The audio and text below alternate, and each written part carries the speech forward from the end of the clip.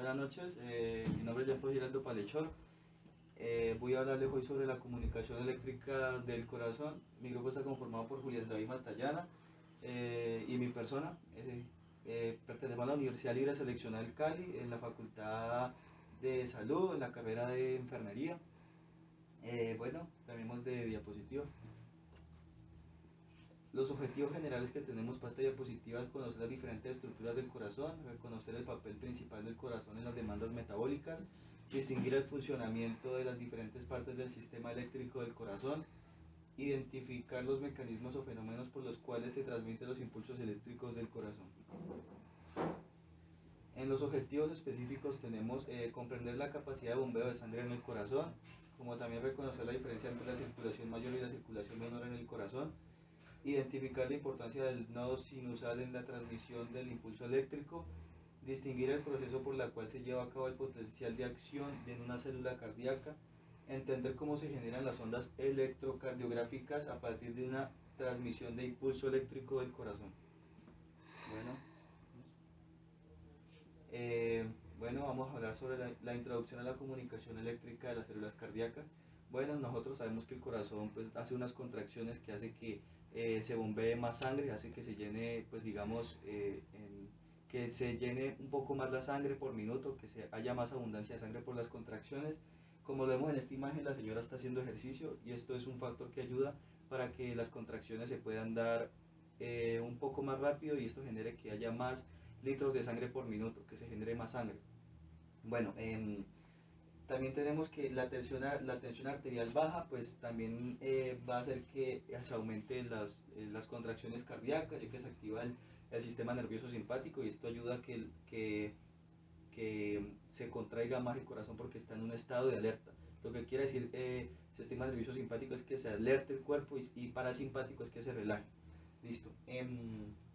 La tensión arterial o volumen sanguíneo elevados se inhibe la actividad del sistema parasimpático, pero de igual manera se aumenta pues las contracciones que se dan en el corazón. Bueno, en el volumen sanguíneo reducido, que tenga la hemoglobina por el suelo, hace que el retorno venoso se inhiba y esto hace que las contracciones, que la sístole pues no se sea tan que no se vaya a hacer tan repetidas veces. Bueno, cambiamos de diapositiva. En la cantidad de sangre que se obtiene en el bombeo del corazón. Bueno, pues lo que vamos a ver aquí son estos cables que están aquí de color azul que representan las venas y estos cables que están acá rojos que representan las arterias.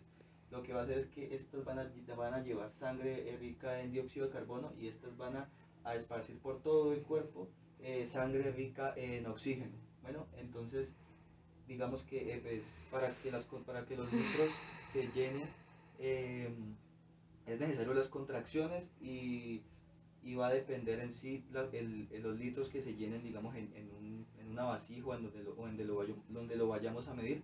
Va a depender si estamos en actividad física, en ejercicio o si estamos en reposo. Esto va a depender de eso, si pues la cantidad de litros por minuto que se generen. Digamos, cuando se está en reposo, la cantidad que se genera es de 4 a 5 litros por minuto y cuando está, digamos, en ejercicio físico, se genera de 9 a 10 litros por minuto. Cambiamos de diapositiva. En la anatomía de la generación y la conducción de los impulsos cardíacos. Aquí vamos a hablar de la anatomía del corazón. Bueno, esto que vemos aquí se llaman las venas cavas, que van a ser las que van a traer sangre rica en dióxido de carbono de la parte superior y la parte inferior del cuerpo. Estas van a entrar aquí al atrio derecho, después van a pasar aquí a las válvulas tricúspide y van a pasar al ventrículo derecho y después posteriormente a esto se va a ir la sangre rica en dióxido de carbono, se va a ir por la arteria pulmonar hacia los pulmones, que van a ser como el intercambio gaseoso entre los alvéolos, y ahí va a bajar ya la sangre rica en oxígeno por las venas pulmonares. Recordemos que lo que llega a los atrios se llama venas y lo que sale de los atrios, es decir, los ventrículos, lo que sale de los ventrículos se va a llamar arterias, o lo que llega a los ventrículos se llaman arterias. Entonces aquí llega la sangre rica en oxígeno y después llega al ventrículo por la válvula bicúspide, llega aquí al ventrículo izquierdo y aquí va a subir por el arco aórtico, por la arteria aorta, y ahí se va a ramificar las arterias y van a dar la oxigenación en la sangre a todo el cuerpo.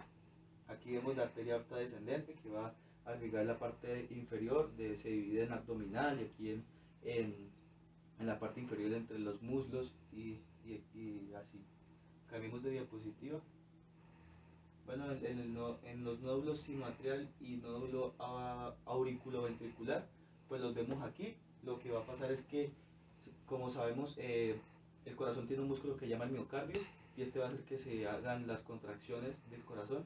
Entonces lo que va a pasar es que para que se den las contracciones van a llegar unas cargas eléctricas aquí al nodo sinoatrial y este va a hacer que los atrios se contraigan. Después de que se contraigan se va a generar una corriente eléctrica aquí en este nódulo auriculoventricular que va a hacer que se abran las cavidades ventriculares y se pueda pasar la corriente, el impulso eléctrico de los atrios hacia los ventrículos. Entonces así es la forma como se esparce la corriente eléctrica. Y también se esparce pues, por estas ramificaciones que se llaman pues, las fibras de Purkinje, que va a hacer que se expanda por todos los lugares del corazón. Y este que vemos aquí es, digamos, el septo interventricular que va a separar las cavidades de la parte izquierda y de la parte derecha. Es decir, de los atrios y ventrículos derechos, de los atrios y ventrículos izquierdos. Cambiemos de diapositiva. La circulación mayor y menor en el corazón.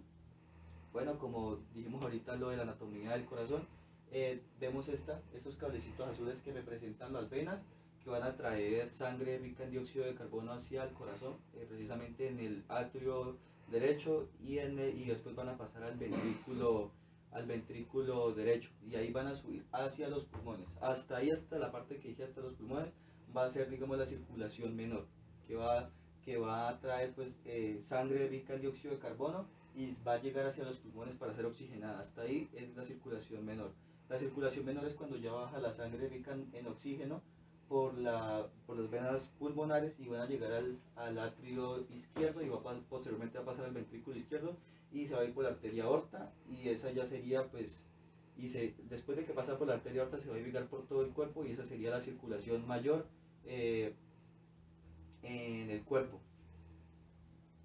Bueno, muchas gracias. Les va a hablar mi compañero Julián. Prosiga, compañero. Bueno, entonces vamos a continuar con la comunicación eléctrica de las células del corazón. Entonces, continuando con esto, vamos a ver cómo está compuesta la estructura de una fibra muscular cardíaca. Entonces vemos los atrios y los ventrículos tienen una estructura de estría. ¿Eso qué quiere decir? Que entonces se va a parecer al músculo estriado, pero la diferencia del músculo estriado esquelético, primero porque sus fibras son más cortas y segundo no es músculo esquelético porque sus fibras son automáticas, involuntarias, inervados por el sistema nervioso autónomo y además forman un sinsitio. ¿Qué quiere decir sinsitio? Un conglomerado de células con múltiples núcleos. Estas van a estar a su vez compuestas por unos discos intercalares. Estos discos intercalares son los que comunican una célula con otra. ¿A través de qué? A través de los desmosomas y de las uniones en hendiduras. Los desmosomas son los que van a transferir la fuerza de contracción entre una célula muscular cardíaca y otra, y las uniones en hendiduras son las que se hacen que produzcan las señales o el impulso eléctrico y a su vez los iones. Listo, vamos a ver también entonces que la célula muscular cardíaca tiene unas mitocondrias. La mitocondria que está acá, vemos a macra escala que está compuesta de múltiples mitocondrias debido pues a que el músculo cardíaco gasta bastante energía y que va a estar estrechamente relacionada la mitocondria con el retículo sarcoplásmico. En el retículo sarcoplásmico vamos a encontrar, es el depósito del almacén principal de calcio en el músculo cardíaco y generalmente también a nivel del músculo estriado esquelético. Vamos a encontrar que la estructura funcional y principal del músculo, tanto cardíaco como estriado esquelético, es el sarcómero. El sarcómero entonces está compuesto por unas fibras delgadas y unas fibras gruesas. Las fibras delgadas hacen lo que tiene que ver con los filamentos de actina, y las fibras gruesas, que serían estas, tienen que ver con los filamentos de miosina. A su vez, ese sarcómero va a estar compuesto por unos discos Z y unas bandas, pues, que tocaremos más adelante. Entonces vamos a ver cómo se produce esa contracción muscular. Entonces vamos a ver en la imagen de acá de la derecha cómo se produce esa contracción. Entonces empieza cuando en el retículo sarcoplásmico se libera estos iones de calcio, se une una troponina C. A su vez que se une la troponina C, esta banda que vemos acá es la tropomiosina, va a hacer que giren los filamentos de actina a su sitio activo. Esta que se ve acá es la cabeza de miosina, que por una hidrólisis previa de ATP a ADP más fosfato inorgánico va a hacer que se estimule a la unión al sitio activo de la actina, para que se produzca a través de la cabeza de miosina el movimiento y la contracción muscular. Entonces así es como se produce la contracción en el músculo cardíaco. Ahora vamos a ver cómo se produce la transmisión del impulso eléctrico. Entonces, ¿cómo se produce la transmisión del impulso eléctrico? Empieza con un potencial de acción, pero en el principal marcapaso del corazón, que es el nódulo sinusal. Se produce una despolarización, una transmisión del impulso eléctrico que va del nódulo sinusal al nódulo atrioventricular. Ese nódulo atrioventricular transmite el impulso a través de unas fibras que llegan al septo interventricular. Esta a su vez llega hasta el ápex del corazón, y lo transmite a través de unas fibras de Purkinje, que son derecha e izquierda, y a través de todas las paredes del ventrículo. Entonces esto va a producir múltiples contracciones, múltiples despolarizaciones, y vamos a ver cómo se produce en la contracción muscular, toda la contracción del músculo cardíaco. Bueno, entonces seguimos en la siguiente diapositiva. ¿Cómo se llevan los eventos celulares para la contracción del músculo cardíaco? Entonces, se inicia con un potencial de acción que les explicaré más adelante. Vamos a ver primero que a nivel del líquido extracelular, por un potencial de acción previo en una célula adyacente que se ha despolarizado, entonces esto va a hacer que se me estimulen los iones de calcio.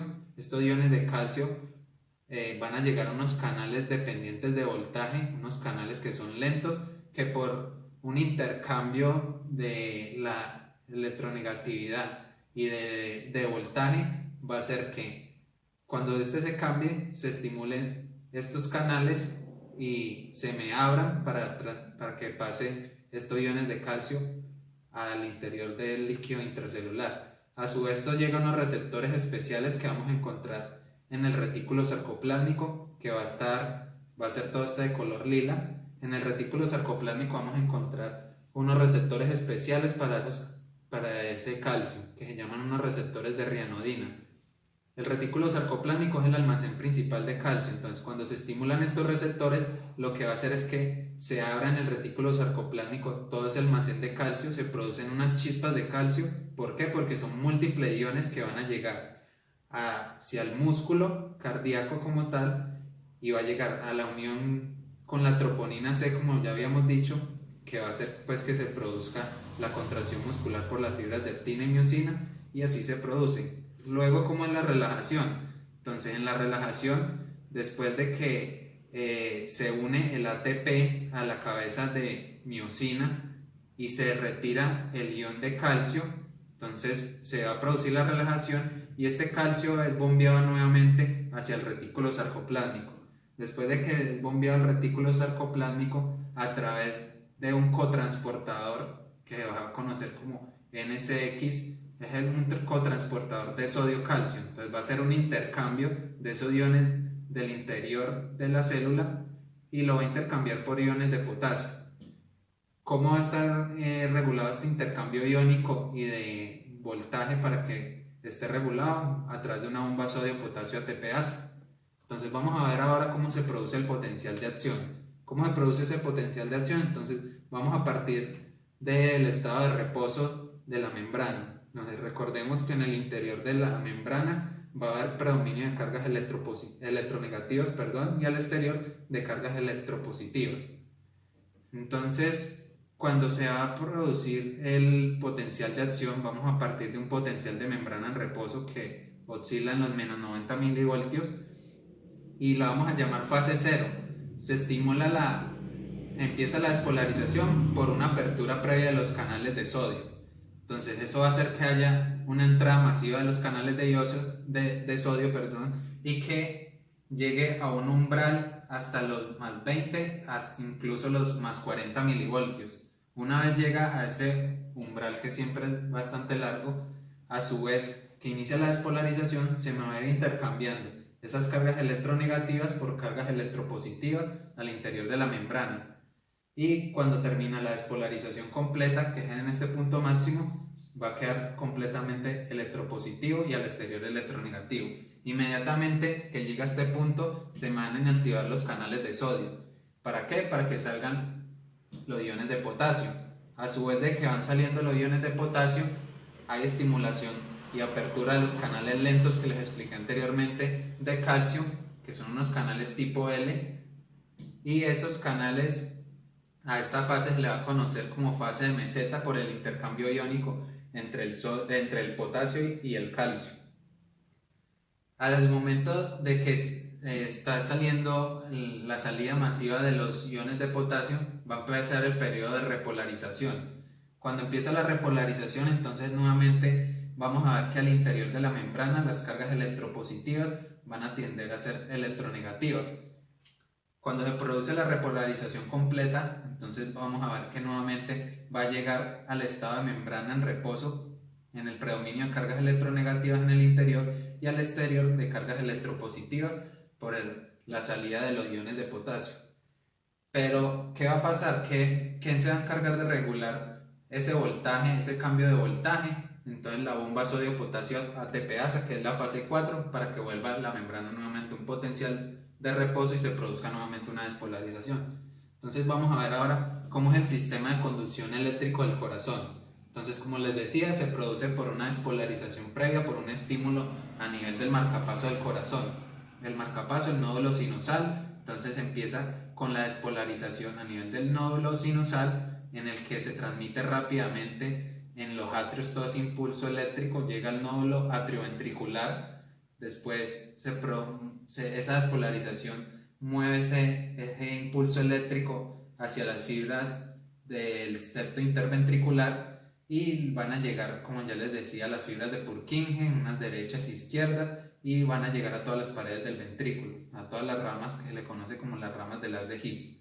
¿Por qué es importante conocer esto? Porque esto es lo que nos va a explicar cómo se producen las ondas electrocardiográficas del electro. Hay una congruencia también que en algunos textos va a figurar como aurícula. Generalmente la aurícula es la prolongación del atrio, entonces lo vamos a llamar por conveniencia atrio, que es como está la denominación a nivel internacional. Entonces estos son los atrios. Tenemos que cuando se produce el impulso eléctrico que inicia por la despolarización en el nodo sinusal, cuando están cargados, empieza esa despolarización, empieza la producción de la onda P en el electrocardiograma. Una vez que está todo despolarizado, los atrios, se va a producir totalmente la onda P.